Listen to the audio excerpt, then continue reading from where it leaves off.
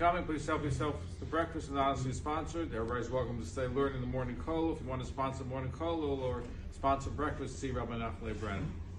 In this week's parsha, the Jews finally get out of Egypt, and we're taught that they reached such a low level that had they stayed a minute more, they would have succumbed to the 50th level of Tumah. In fact, the angel said they couldn't tell the difference between the Jews and the Egyptians. They both were over the Avodah Zarah. They both worship idols.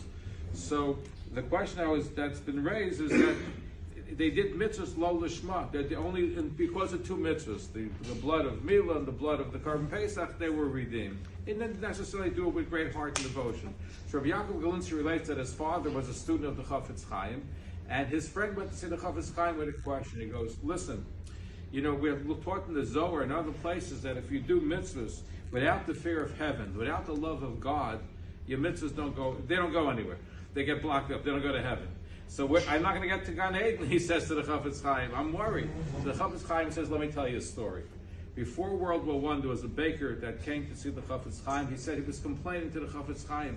Business is bad. People come in. They don't like the bread is too big, too large, too small. It's not baked enough. It doesn't look nice enough. They were nitpicking. And at the end of the day, he didn't sell all those bread because people were very picky.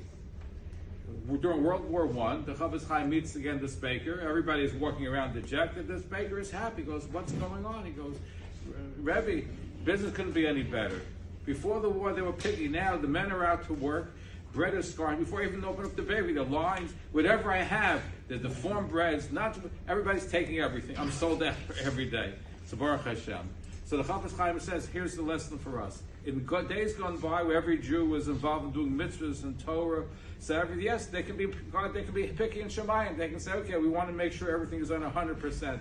But today's day and age, most people don't do the mitzvahs. They'll take whatever they can get. Even if you're doing a lo lishma, they're happy for it. Keep doing it. And that's the lesson for all of us, is that unfortunately there aren't that many people doing all the Torah and mitzvahs and learning. So yes, we should do lishma, we should do it with the sake of heaven, but even if we don't, our mitzvahs are still appreciated because it's in short supply.